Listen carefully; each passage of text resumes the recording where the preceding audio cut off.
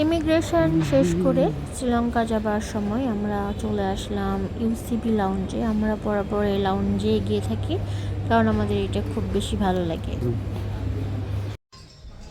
আমরা চলে আসছি লাউঞ্জে, ইউসিবি লাউঞ্জে আসছি। ইউসিবি লাউঞ্জটা আমার খুব বেশি পছন্দ। এখানে খাবার দাবার খুব সুন্দর পাওয়া যায় আর অনেক সুন্দর গোছানো। আর এই যে আমার টুনটুনি, ইউসিবি লাউঞ্জটা আমার খুব ভালো লাগে। খুব ছোট্ট কিন্তু খুব সুন্দর করে সাজানো গোছানো। চলেন আজকে কি ফুড আছে একটু ট্রাই করি। মাম্মা, তুমি এইদিকে থাকো, তুমি এদিকে ঘুরে থাকো, মাম্মা একটু ফুড নিয়ে আসুক। হ্যাঁ, কি আছে আজকে? এটা হচ্ছে, এর আগে খাইছি, এটা হচ্ছে একটা মাছ, গ্রিলড বাচ্চা ফিশ উইথ টমেটো, মজা আছে।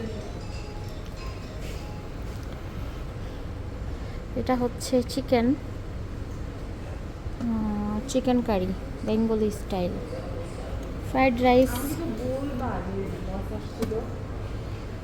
এটা হচ্ছে স্টিম রাইস নর্মাল।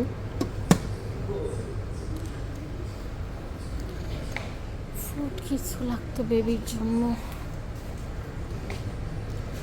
এটা খুবই কালারফুল ভেজিটেবল।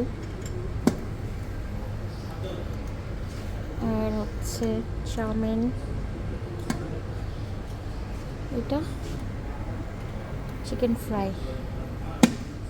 ডেজার্টেও কিছু আছে, চকলেট, পাউন্ড কেক।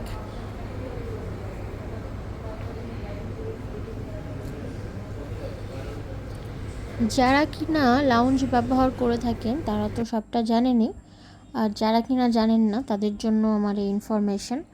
আপনাদেরকে এয়ারপোর্টে এই সুন্দর সুন্দর লাউঞ্জগুলো ইউজ করতে হলে আপনাদেরকে ক্রেডিট কার্ড থাকতে হবে সেই ব্যাংকের। সেটা ছাড়াও আপনারা ওইখানে নিজেরা পে করেও লাউঞ্জ ইউজ করতে পারবেন। আপনাদের ফ্লাইটের আগ পর্যন্ত সেখানে বসে থাকতে পারবেন, খাইতে পারবেন, এনজয় করতে পারবেন। প্রেয়ার রুম আছে, তারপরে হচ্ছে ওয়াশরুম তো থাকেই, বেবিদের জন্য চেঞ্জিং রুম থাকে, সব কিছু মিলাই খুব সুন্দর। আমি এই যে এখানে চিজ কেকটা উঠাচ্ছিলাম সানিরার আমার জন্য, আমার খুব ভাল লাগছে এখানকার চিজ কেকটা। তো এই হচ্ছে লাউঞ্জের অবস্থা।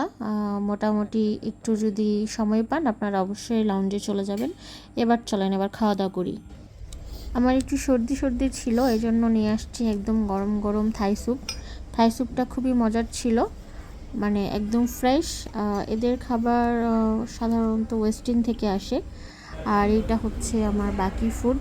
অনেক বেশি আসলে খাওয়া যায় না, যতটা মনে হয় একটু একটু করে নিয়ে জাস্ট ট্রাই করা হয়। আর এই তো আমার মাম্মা, আমার মাম্মার সাথে মজা করছিলাম। সেও আসলে এত সুন্দর একটা জায়গায় এসে এনজয় করছিল সবটা। এই হলো অবস্থা। তো এই তো আজকের ভিডিও এ পর্যন্তই। নেক্সট দিন আরও কোনো সুন্দর ভিডিও নিয়ে আপনাদের সামনে চলে আসবো। সে পর্যন্ত সবাই ভালো থাকেন, সুস্থ থাকেন। আল্লাহ হাফেজ।